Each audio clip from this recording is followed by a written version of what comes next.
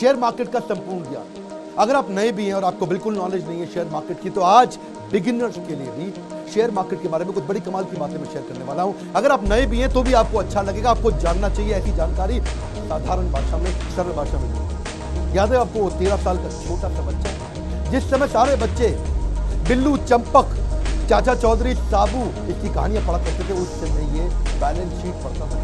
इसका नाम है वॉरेन बफेट। सारा पैसा इसने शेयर मार्केट में इन्वेस्ट कर करके कमाया। पर कैसे कमाया? पहले तो समझिए, इन्वेस्टमेंट कई प्रकार की है। आप अगर आज एक एफडी में इन्वेस्ट करते हैं तो आपको 7% मिल जाता है, डेट फंड में 6% मिल जाता है। आज रियल एस्टेट और गोल्ड भी पिछले 5 साल से आपको 5% से ज्यादा का रिटर्न नहीं दे रहे हैं।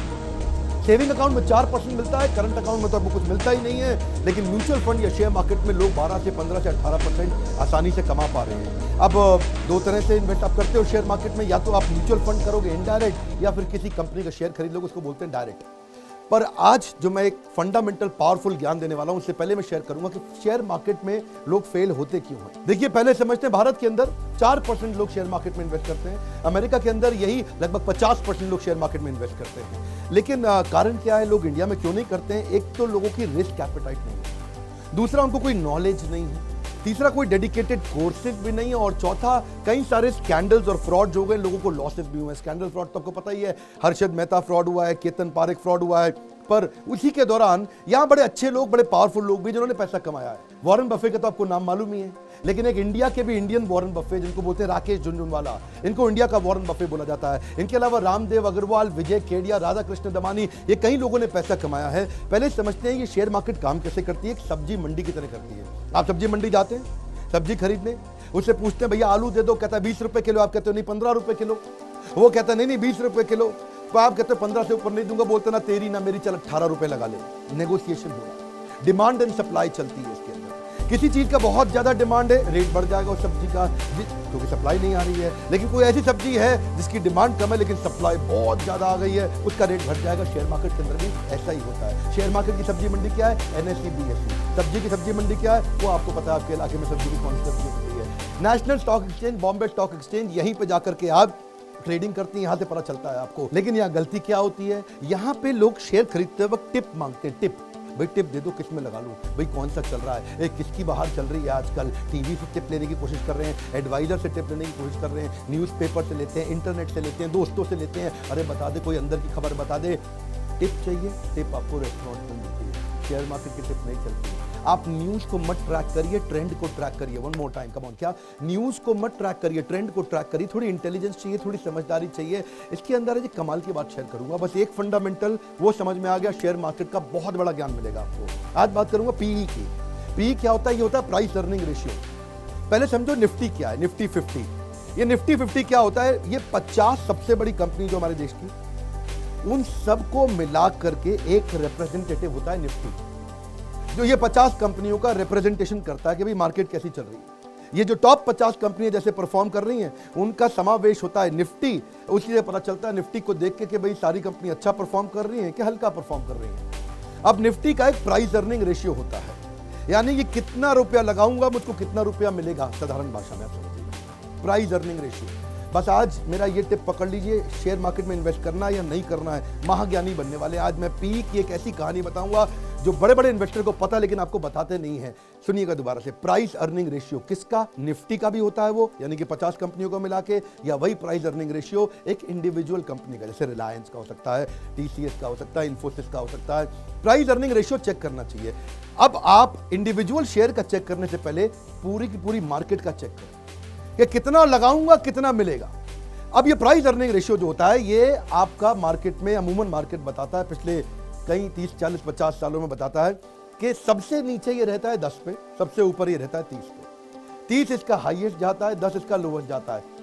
10 से नीचे भी जा सकता है, असंभव नहीं है, लेकिन जाता नहीं। अगर 10 के आसपास है Nifty P, price earning ratio Nifty का 10, 11, 12, 13 है, ज्यादा पैसा लगा लीजिए, क्योंकि इस समय आपको कम पैसे पे अच्छा रिटर्न मिलने वाला है। और अगर निफ्टी 30 के आसपास है, 25, 26, 27, 28, 29, 30, अब पैसा बहुत कम लगाइए या मत लगाइए। निफ्टी नीचे है, इन्वेस्ट करिए। निफ्टी ऊपर है, डाइवर्स्ट करिए। लेकिन क्या है, लोगों को टिप चाहिए, वो ये बेसिक ज्ञान तो सीखना नहीं चाहते हैं। उनको क्या यार, ये निफ्टी क्या हो रहा है, ये पी क्या हो रहा है, बताओ भैया रिलायंस में लगा दूं, पैसा डाल दूं, वही गलती होती है। एक बार किसी एक बड़े महान इन्वेस्टर ने कहा था I am excelling in market, क्या था I am excelling in market. तो किसी ने कहा कि he is excelling in market, अगले ने कान से सुना, उसको समझ में आया, कह रहा he is selling in market.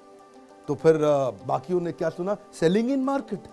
फिर बाकियों ने बोला sell sell, selling in market, sell sell, सबने बेचना शुरू कर दिया। क्यों? टिप ढूंढ रहे थे। बात कहां से कहां पहुंच जाती है। एक ने क्या बोला, this market is worst, I am saying bye to the market, bye bye.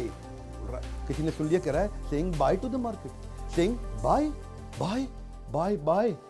वो वहां जो बाय बाय वाला था, बाय था, BUY बाय हो गया। इसको क्या बोलते हैं, चाइनीज विस्पर।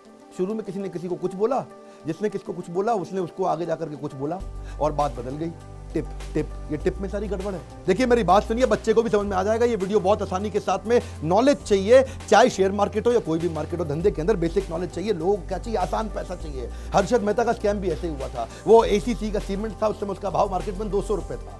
इन्होंने उसकी आर्टिफिशियल बाइंग करा दी, खरीदवा खरीदवा खरीदवा खरीदवा, वो 200 से 9000 पहुंच गया। ACC सीमेंट में अंदर कोई दम था ही नहीं, कंपनी के फंडामेंटल कमजोर थे, उसकी प्रॉफिटेबिलिटी बढ़ नहीं रही थी, टॉप लाइन बढ़ नहीं रहा था, बॉटम लाइन बढ़ नहीं रहा था, उसका मार्केट में कंपाउंड एनुअल ग्रोथ रेट आ ही नहीं रहा था। मार्केट उसके अंदर ना मैनेजमेंट बदली, ना उसके फंडामेंटल कमजोर थे। और ACC को इन्होंने रैली चला दी, उस समय 200 से 9000 पहुंचा दिया। अब जो लोग खरीदो खरीदो खरीदो खरीदो, अचानक सब बिकवाया, सब बर्बाद हो गए। इसको बोलते हैं Harshad Mehta scam. Artificially pump and dump. क्या बोलते हैं, पहले पंप कर दो और बाद में डंप कर दो, ऊपर ले जाके बेच के बाहर निकल जाओ। मैंने 200 से 9000 करा के 9000 पे एग्जिट ले लिया, तो भाई साहब मेरी तो हो गई ना बहुत बड़ी कमाई। आप समझो ना, 1000 का 9000 भी 9 गुना हो गया। देखते ही देखते रातों रात पैसा कमाया मैंने। ये तो 200 से 9000 कर दिया, बस यही कहानी है जी। टिप टिप टिप कहाँ मिलती है, रेस्टोरेंट में मिलती है। पहले जाके मार्केट में PE चेक करो, क्या चेक करो, निफ्टी का, निफ्टी 50, 50 कंपनीज का रिप्रेजेंटेशन है वो, वहां जाके चेक करो। 10, 11, 12, 13, 14 पे है PE। इस समय पैसा लगाने का टाइम है। प्राइस अर्निंग रेशियो को आप थोड़ा फॉर्मूला से समझो, बड़ा सिंपल, कि अगर मार्केट का PE यानी कि जो निफ्टी का PE है वो 10 है, तो आपको 1 रुपया कमाने के लिए 10 रुपया लगाना पड़ेगा। मार्केट का PE अगर 30 है तो 1 रुपया कमाने के लिए 30 रुपया लगाना पड़ेगा। अब 1 रुपया कमाने के लिए 10 लगाने चाहिए या 1 रुपया कमाने के लिए 30 रुपया लगाने चाहिए, आप खुद ही बताओ भैया। हाँ, सिंपल सी बात है। 1 रुपया कमाना है तो 10 रुपया लगा के 1 रुपया कमाओगे, 30 रुपया लगा के 1 रुपया कमाओगे। अगर 10 रुपया लगा के 1 रुपया कमाया तो 10% की कमाई हो गई। 30 रुपया लगा के 1 रुपया कमाया तो 3.25% की कमाई हो गई।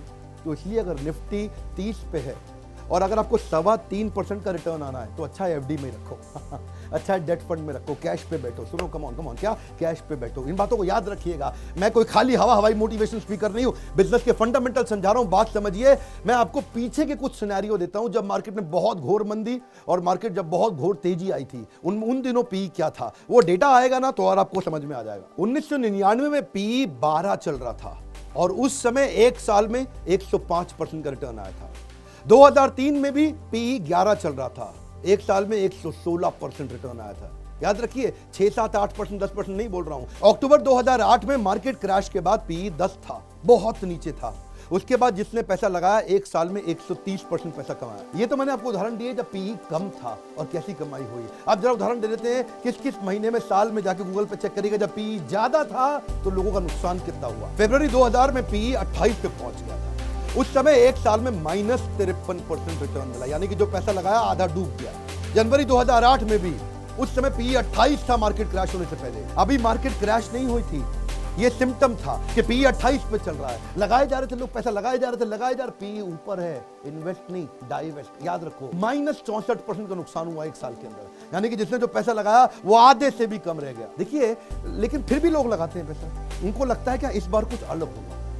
क्या लगता है इस बार कुछ अलग हुआ, this time it's going to be different. Sir John Templeton British investor है, वो कहते हैं 4 दुनिया के सबसे खतरनाक वर्ड है, this time it's different, this time it's different. अरे भाई, हर बार वही होगा, लेकिन लोग क्या सोचते हैं इस बार मोदी सरकार है और जी मार्केट आगे जाएगी, दिस टाइम इट्स डिफरेंट। हर बार यही हो रहा है, हो सकता है बदल जाए। तो अगर आपको फिर भी खा जो रही है ना खुजली, फिर भी कि पैसा लगाना ही लगाना है तो कम लगाओ, ज्यादा मत लगाओ। PE ज्यादा है फिर भी आपको लग रहा नहीं मैं तो लगाऊंगा पैसा है जी, तो कम कम करके लगाओ। आप क्या करो, वेट करो, थोड़ा वेट करो, डेट फंड में डाल दो। 6-7% मिल रहा है ना आपको वहां पे, चुप रहो अभी, तब लगाओ पैसा जब PE नीचे आएगा। वॉरेन बफे के जो गुरु थे ना, फादर ऑफ वैल्यू इन्वेस्टिंग, क्या बोलते हैं उनको, बेंजामिन ग्राहम।